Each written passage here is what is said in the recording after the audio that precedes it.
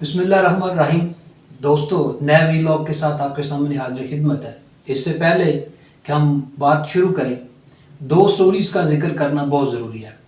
ایک کہ ایک خاتون ڈاکٹر خیبر پختونخوا کے اندر، وہ اپنے ہاسپٹل میں انہوں نے ڈیوٹی دی، اور جب وہاں سے ان کی ڈیوٹی آف ہوئی تو انہیں 7 گولیاں ماری گئیں اور وہ زندگی کی بازی ہار گئی۔ یہ کیا مائنڈ سیٹ ہے، کیا چاہتے ہیں، اور کیوں انہیں اس طرح سے جو ہے نا ان کی جان لی گئی؟ کہ اس کے اندر جو اب تک کی ڈیٹیلز ہیں وہ کچھ یہ ہیں کہ وہ خواتین کو چیک اپ کر رہی تھیں، وہاں پہ ایک مرد جو ہے وہ خاتون کے ساتھ آ گیا، وہاں بیٹھے تو ڈاکٹر صاحب نے ان کو باہر بھیجا، یہاں پر فیمیل ہے تو آپ یہاں اٹھ جائیں۔ تو باہر گئے، انہوں نے اپنی انا کا مسئلہ اس کو سمجھا، اس کو بنایا۔ جب ڈاکٹر صاحب ڈیوٹی کر کے نکلی تو اس شخص نے باقاعدہ جو انتظار کر رہا تھا، اس نے 7 گولیاں مار کے ان کی جان لی۔ تو اب تک یہ ڈیٹیل سامنے آئی، لیکن افسوس ہے اس مائنڈ سیٹ کے اوپر کہ ڈاکٹر صاحب نے اگر اس سے وہاں پہ مرد حضرات کی اجازت نہیں تھی، اٹھا کے باہر بھیج دیا، تو اس میں کوئی ایسی بات نہیں تھی۔ ڈاکٹر صاحب کے گھر والے ان کے افطاری پہ انتظار کر رہے تھے، وہ روزے کی حالت میں تھی جب اس ظالم شخص نے یہ جان لی۔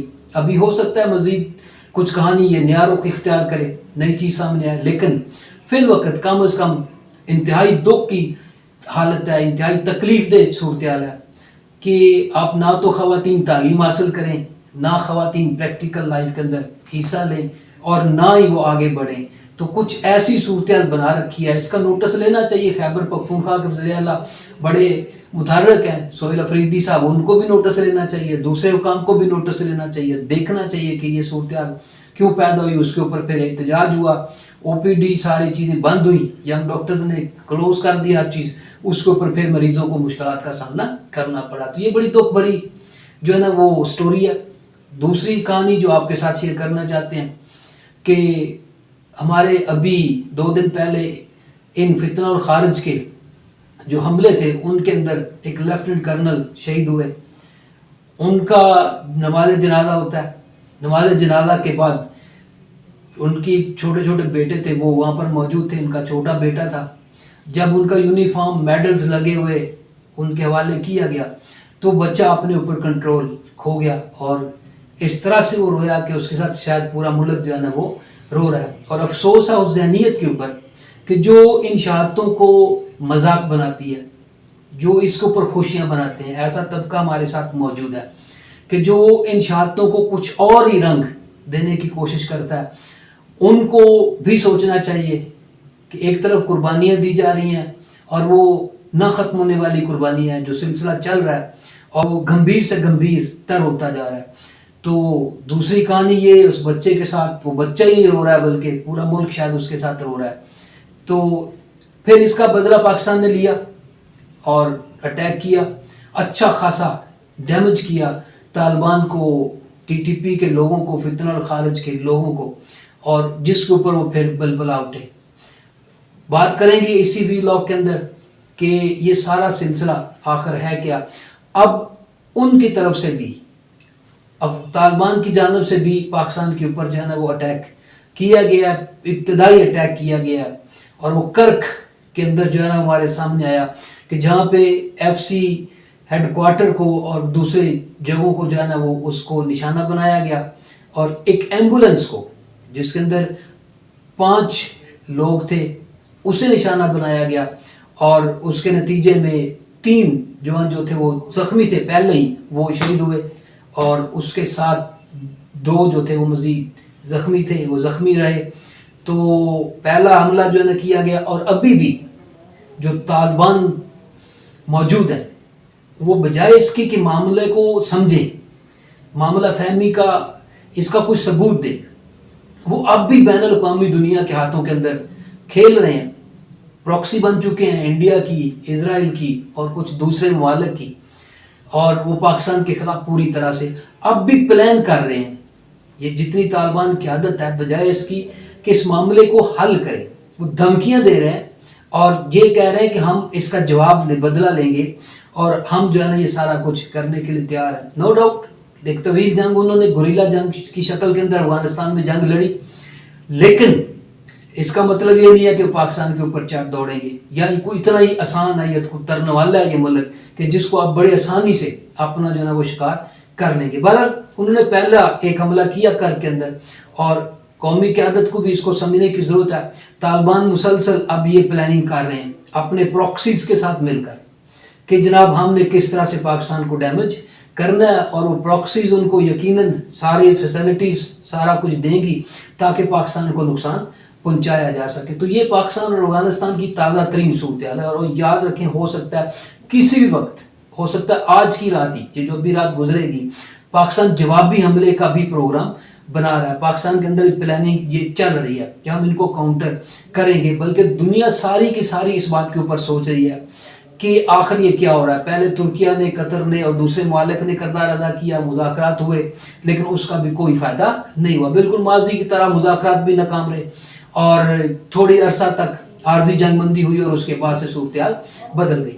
تو یہ معاملہ کافی گڑبڑ اختیار کرتا جا رہا ہے، ایک نیا سینیارو اختیار کرتا جا رہا ہے۔ یہ طالبان جن کو ہم نے پالا پوسا تاکہ ہمارے گلے پڑے، وہ آج اس چیز کا ثبوت دے رہے ہیں کہ ہم جو کر رہے ہیں بالکل ٹھیک کر رہے ہیں۔ تو یہ سٹرائک اب بڑھے گی، بارڈر گرم ہوگا، اور دوبارہ سے جو ہے نا وہ ایک جنگ کا ہمیں منظرنامہ دیکھنے کو ملے گا جس میں دونوں طرف سے نقصان ہے، اور دونوں برادر ملک ہیں، دونوں اسلامی ممالک ہیں۔ یہ وہ پہلو ہے جو ان کو سمجھ نہیں آ رہا۔ ٹھیک، دوسری دنیا ہو سکتا ہے کہ مسلم ملک اس کے اندر کردار ادا کرے، اور ساتھ ہی اس معاملے کو بہرحال پیچیدہ ہونے سے بچانے کی اشد ضرورت ہے۔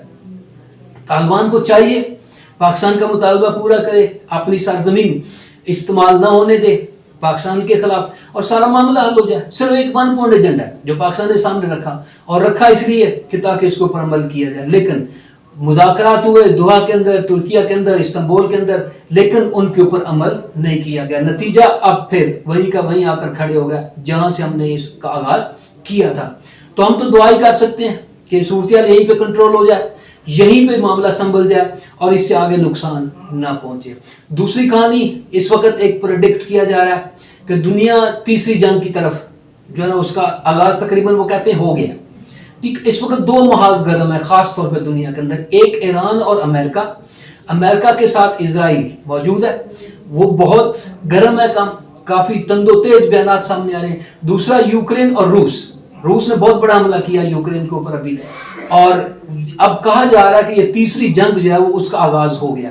اب یہ نہیں کہا جا رہا کہ تیسری جنگ کی طرف ہم جا رہے ہیں، بلکہ یہ کہا جا رہا ہے کہ تیسری جنگ کا آغاز ہو گیا، اور یہ 2 میدان بنے ہیں۔ ایران بھی پوری طرح سے ڈٹا ہوا ہے، ڈونلڈ ٹرمپ کچھ الجھن کا بھی شکار ہے کہ آخر میں نے اتنا دباؤ ڈالا، اتنا پریشر ڈالا، اپنے بحری بیڑے سارے کے سارے ادھر روانہ کر رکھے ہیں، 2 پہنچ چکے ہیں، تیاروں سے لدے ہوئے ہیں، اردن کے اندر ہمارے تیارے کھڑے ہیں، قطر کے اندر موجود ہیں، ایئر بیسز موجود ہیں جہاں سے ہم اڑ کے حملہ کر سکتے ہیں۔ یہ سارا پریشر وہ کہتے ہیں میں نے ڈالا، اسٹیو وٹکوف کہتے ہیں، لیکن اس کے باوجود ایران جو ہے نا وہ ٹس سے مس نہیں ہو رہا، وہ اپنی بات کے اوپر پوری طرح سے ڈٹا ہوا ہے۔ تو اس ساری صورتحال سے وہ پریشان بھی ہیں، لیکن ساتھ ہی ساتھ وہ چاہتے ہیں کہ میں کسی بھی طرح کچھ بھی ہو جائے جو ہے نا اس کو ایران کو سبق ضرور سکھایا جائے۔ انہیں امید تھی کہ شاید جو ایران ہے وہ جلد اعلان کر دے گا کہ میں جو ہے نا وہ اپنے میزائل پروگرام سے یا اپنے جوہری پروگرام سے پیچھے ہٹتا ہوں، لیکن ایسا نہیں ہوا، بلکہ